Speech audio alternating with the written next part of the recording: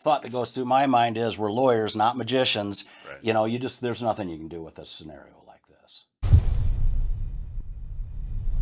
Alrighty. First of all, a huge shout out to the channel MotoFarelli for the meat of this week's crash compilation. Now we've got 5 clips for the play-by-play this week. So kicking things off, we've got a clip by NoFearBlocker that we call Sunday Ride Gone Wrong.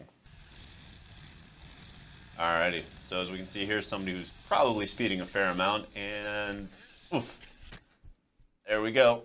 Alright, let's go ahead and back that one up a little bit. Alrighty, so Pete. Maybe, number one, I mean, maybe we're in England here, so it's okay to ride on that side of the road, but... That's what it's going to take, right? In any event, when I look at this video, the first thing that comes to my mind is, in my very earliest days of riding, I had somebody tell me, if you're approaching a curve that you're not familiar with, slow your ass down. You know, wait until the second or third time you ride through it where you know what you're looking at. I mean, unless you can see through and see the whole curve.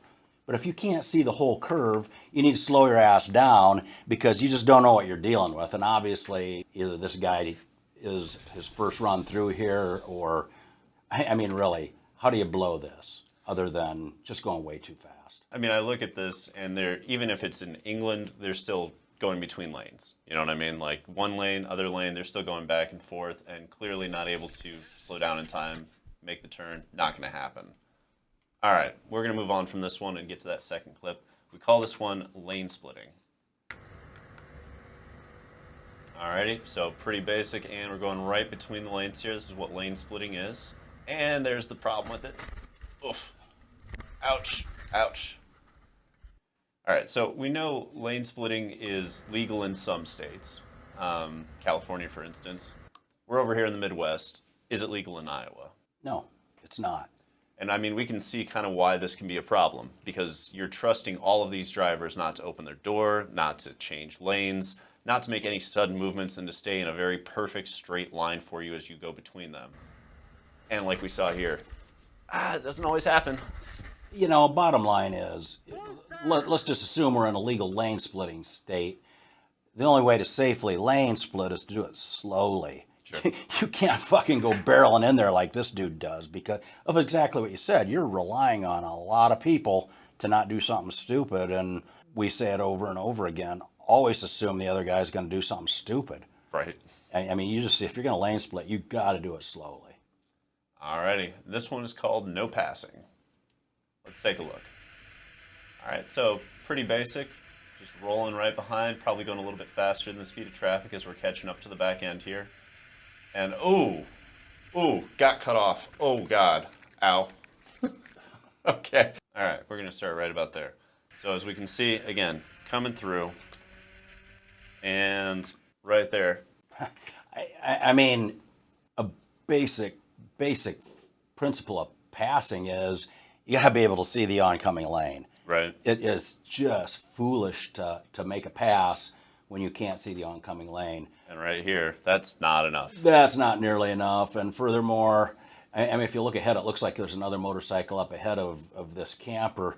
Yeah. I kind of suspect that the first motorcycle did something to piss this camper off, because as I'm watching this, I see the camper come over. It's like, what a dick. I mean, it looks like the camper is intentionally cutting that bike off, but you know, at the end of the day, for the safety and health of the biker, it doesn't matter that if the camper did it on purpose or not, because I mean, you're at major risk of eating that tree there as you get squeezed off of the roadway. And there, we're already seeing it right there, just getting squeezed right off, and instead of being able to slow down, they were clearly trying to accelerate right through here, and it's just not going to pan out. You're running out of the roadway right here. Just there's not enough.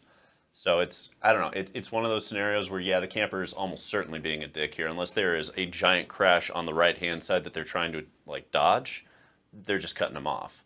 But at the same time, do you put yourself in harm's way? You know, right or wrong, you're still the one that eats shit here. Yeah, the biker's riding like a dick, too. He never should have been attempting this pass, and once he started out to make the pass, and you see the camper come over, it's time to slow down. Yeah. All right, let's take this one through. Oof, and there's that crash again. Hurts the soul a little. Yeah, that's a brutal one. All right, intersection of judgment. Let's take a look. So pretty basic here, just rolling right through and right into the backside. All right, we're gonna watch that again. Left turn, biker's going too fast, goes right into him. That's brutal, that's brutal. So if we're going from the intersection of judgment here, Pete, what are we doing right, what are we doing wrong here? Pretty much everything wrong. I mean, he just got done passing this first vehicle. Yep. Now, and you already commented, it appears he's going too fast, which I agree with. But the second major problem is he's going to make a pass as he approaches an intersection.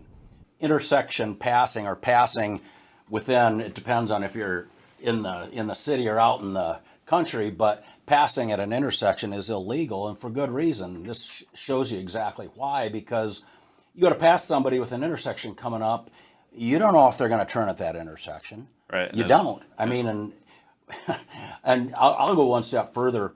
You know, most of us ride out in the country, and while it is legal to pass somebody when you're coming near a farm lane, Right. probably wise to kind of mellow out a little bit and make sure that vehicle or tractor isn't going to turn into that farm lane in front of you. But absolutely, when you're out in the country and you see an intersection coming, it's illegal to pass in that intersection. So let's just go through a quick hypothetical. Let's say that this individual calls us up, right? And they say, okay, I crashed in the back of the car, and they send us this footage.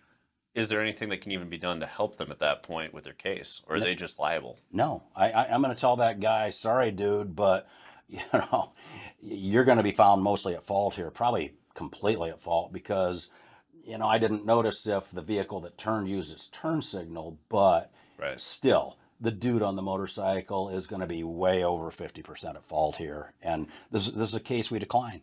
Yeah, I mean, this is faster than the speed of traffic. They crash into the back end of somebody who's legally turning left at an intersection. There's not much to be done there. Well, and you know, somebody comes to us with this kind of case, I guess thought that goes through my mind is we're lawyers, not magicians. Right. You know, there's nothing you can do with a scenario like this. Fair, fair. All right, well, let's go ahead and move it forward. And there's that crash again in excruciating detail. Watch the replay. Yep, that one's brutal. Just going too fast, trying to pass too many things too quickly. All right, intersected. Let's take a look at this one. Okay. Well, that was quick and didn't work out well. Just right into the top of him. All right, going into this. What are we doing right? What are we doing wrong? You know, every once in a while, there's a crash where it just doesn't matter if you do everything right. Yeah. And you're on your toes, you're watching for the other guy to fuck up. Doesn't matter. This one, it just happens so unexpectedly, so quickly. Yeah. There's literally nothing you can do. I mean, it doesn't look like the bike's going too fast. It's just the car does something absolutely unexpected and doesn't leave sufficient reaction time to do anything about it.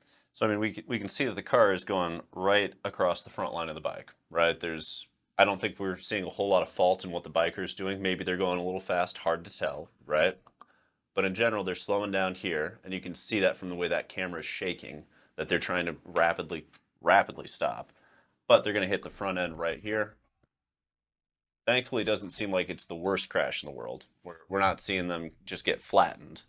But a crash is a crash, and it's still brutal. Well, I mean, this just goes to show you that even when you're doing everything right and being hyper vigilant in watching for other people to screw up, sometimes there's going to be, and it's really is frightening, but sometimes things happen where you just don't have a chance to do anything about it. All it takes is somebody looking at their cell phone instead of the road, and next thing you know, that could be you. Alrighty, remember, if you're injured, ride with us. Just give us a quick call at 319-294-4424 and let us help with a free consultation.